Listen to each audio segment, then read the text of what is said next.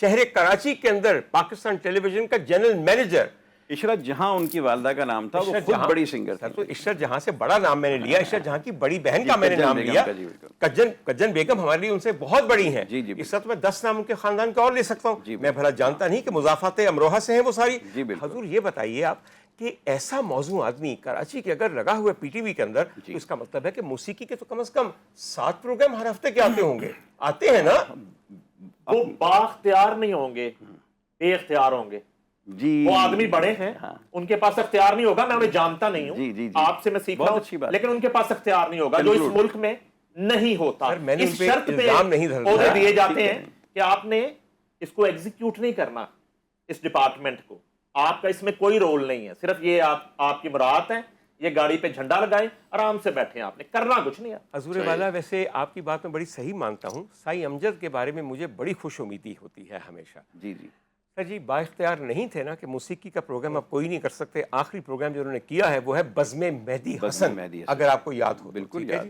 سر اس کے بعد سے تیسرا سیزن چل رہا ہے ہمارے ایک دوست کے پروگرام کا, جس کا نام ہے سٹار اینڈ سٹائل سیزن 3. ٹیوانا صاحب کرتے ہیں. اب کون ٹیوانا صاحب, میں تو نہیں جانتا ہوں, پتہ نہیں کون ٹیوانا صاحب ان کا آپ ذکر کر رہے ہیں.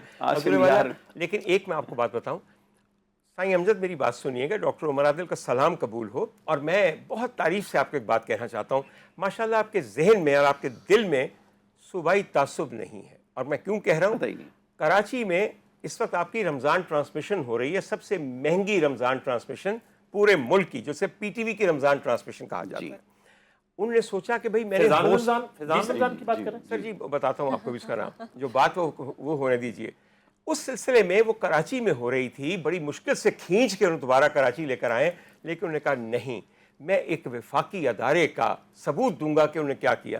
کراچی میں تقریباً 1.95 کروڑ خواتین رہتی ہیں اس ایج بریکٹ میں جو کہ ہوسٹ بن سکتی ہیں. میں بچیوں کا اور بوڑھی خواتین کا ذکر نہیں کر رہا. انہوں نے کہا نہیں, 1.95 کروڑ کراچی کی تمام عورتوں کو قربان کر دو. اگر میں نے ہوسٹ لینی ہے تو میں نے اسے امپورٹ کرنا ہے لاہور سے, اس کو 1 مہینہ وہاں رہنے کا سارا خرچہ دینا ہے, اس کو ڈسپلیسمنٹ کے پرچے دینے ہیں.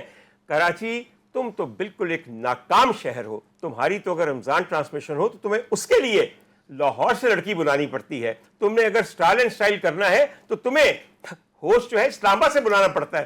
رہن دو کراچی والے ہو, کون دسو آئی سمجھ. اور یہ کلپ جہاں مرضی جائے, اگر میں غلط کہہ رہا ہوں تو میری گردن ہے, میں پکڑا گیا. یہ جی ایم صاحب کا فیصلہ نہیں ہے حضور والا. میں اپنے دوست سے شکوہ کر سکتا ہوں, ان کو تو تھوڑا سا مارجن دینا چاہیے. نعیم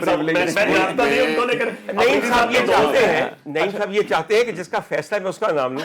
میری توبہ توبہ توبہ. بسم اللہ سر. اس ملک میں بہت سارے, میں نعیم کی بات کو سیکنڈ کروں گا, ہمیں آپ کو نہیں پتا ہوتا, بعد میں پتا لگتا 5 سال بعد کہ ایک فون کال آئی تھی رات 3 بجے, وہاں فیصلے بدل دیے جاتے ہیں. جی بس یہی باتیں ہیں. اچھا جب میرٹ اور ٹیلنٹ کا مرڈر ہو جائے گا تو پھر یہی حال ہوگا. جی سر, کمال بات ہوئی. کیوں میں غلط تو نہیں کہہ رہا استاد, میں یہی کہہ رہا تھا, سوری میں بات مکمل کر لوں, بڑی امپورٹنٹ بات تھی. میں یہ آپ سے گزارش کر رہا تھا کہ تمام شعبوں کا آپ تجزیہ کریں. آپ ادب کی دنیا میں آپ آ جائیں, فن اداکاری میں آ جائیں انکلوڈنگ میل اینڈ فیمیل, آپ اسپورٹس میں آ جائیں, آپ صحافت میں آ جائیں, دوسری جہاں جہاں آپ جائیں گے اسپورٹس کی جتنے بھی شعبے میں, وہ لوگ کیوں نہیں آج کے دور میں کیوں نہیں پیدا ہوتے؟ اس لیے کہ ہم نے ان کو وہ مقام نہیں دیا. اور سب سے پہلے میں بلیم کروں گا میڈیا کو. ہم نے صرف بغیر دوپٹے کی لڑکیوں کو ہائی لائٹ کیا ہوا ہے. ان کو کہا جاتا ہے کہ آپ نے دوپٹہ نہیں پہننا, آپ نے سلیو لیس پہننا ہے. ہم نے اپنی ثقافت کا معیار یہ بنا لیا ہے. وہ جنہوں نے اس ملک کے نام روشن کیے ہیں, میں غلط تو نہیں کہہ رہا, کسی بھی شعبے میں آپ کو ایک سانس میں 10 20 نام گنا سکتا ہوں.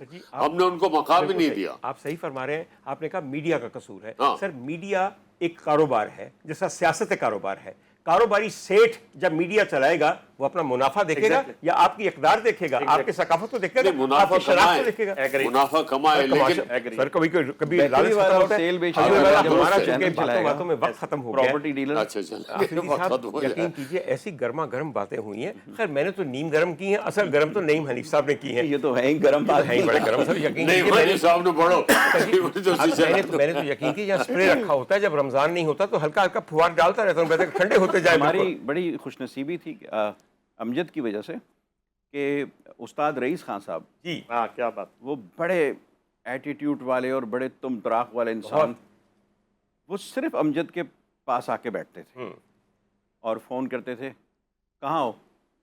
سر پی ٹی وی میں ہوں. اس وقت جیم بھی نہیں تھا، تو اچھا میں آ رہا ہوں. ہم امجد کے اگر ساتھ ہوتے تو کہتے تھے یار خان صاحب آ رہے ہیں، گیٹ پہ آ جاؤ. پھر ایک ہم پورا جلوس بن کے گیٹ سے جا کے ان کے پیر چھو کے ان کو ریسیو کر کے لاتے تھے اور گھنٹوں خان صاحب کی باتیں سنتے تھے. بالکل صحیح. اور ان کے مطلب ایسا ہیوی پروٹوکول. تو امجد شاہ نے استاد رئیس خان کی ستار ریکارڈ کی، اور وہ گھنٹوں کی ریکارڈنگ شاید ہندوستان والوں کے پاس اتنی سولو ریکارڈنگ استاد رئیس خان کی نہ ہوں. بالکل نہیں ہوں. ابھی ان کے بیٹے سہیل آئے ہوئے تھے، ہاں، تو ان کو بھی ریکارڈ کیا. فرحان کو بھی کیا سر. فرحان کو تو بارہا کیا، وہ تو گھر کا فرد ہے سمجھے. بالکل. تو اس طرح سے نا مطلب انسٹرومنٹل بھی ریکارڈ کر کے ایک نئی روایت ڈالی اس نے. میں سر یہاں جاتے جاتے سائیں امجد کو ایک بات کہہ دوں.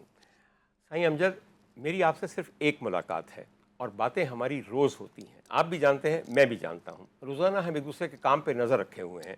اور آپ کے کام پہ نظر رکھ کے میں اٹھا لیتا ہوں، مجھ سے برداشت نہیں ہوتا. برا نہ منائیے. وہ کام جو آپ کرنے کے لیے بنائے گئے تھے، بنے تھے، اللہ نے آپ کو بنایا تھا.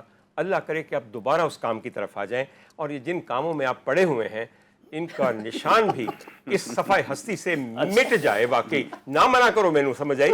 حضور والا آپ کراچی جائیں گے تو ذرا یہ پیغام بھی میرا دیجیے گا. ویسے میں یہ ریل کٹوا کے آج لگاؤں گا اپنے فیس بک پہ. مجھے پتا ہے کہ امجد بھی اور میری بہن عروسہ بھی میری ریل بڑے غور سے دیکھتے ہیں. باوجود خواتین و حضرات، آپ لوگوں کے ساتھ باتیں کرتے ہوئے ہمیں پتہ ہی نہیں چلا کہ وقت کہاں نکل گیا ہے.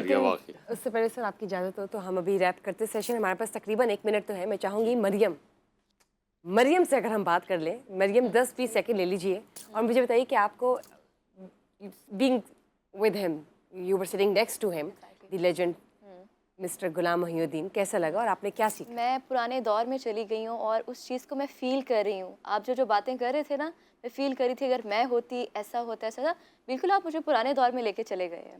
مجھے بہت اچھا لگا اور میں جب بھی یہاں پر بیٹھتی ہوں تو نالج میں اور اضافہ ہوتا ہے. زبردست زبردست. اتنے بڑے لیجنڈس کے ساتھ. تھینک یو بہت بہت شکریہ آپ نام بھی تو سنے نا آخر میں. جاتے جاتے میرے منہ میں تھا آفریدی صاحب. ہم کلام اس سے پہلے کہ ہم یہ ختم کریں، حضور والا ایک آپ کو بات کہوں. یہ کہہ رہے ہیں کہ کلام سنیں، وہ کہہ رہے ہیں کہ نعت سنیں. میں آپ کو بتاؤں کیا سنیں؟ میں آپ کو نعت بتاتا ہوں، ذرا سنیے گا نعت. وہ آپ کو بڑی اچھی طرح پکی یاد ہے آپ کو. اور غلام محی الدین صاحب آپ بھی گواہی دیجیے گا، آپ کا نام اتنے بڑے بزرگ کے نام پہ ہے. نعت یوں ہے: ہو تمنا اور کیا، جانے تمنا آپ ہے، کیا کروں گی لے کے دنیا، میری دنیا آپ ہے. آج آپ سے پہلے نظر میں کچھ نہ تھا اپنے سوا، اب جدھر بھی دیکھتی ہوں جلوہ فرما آپ ہے.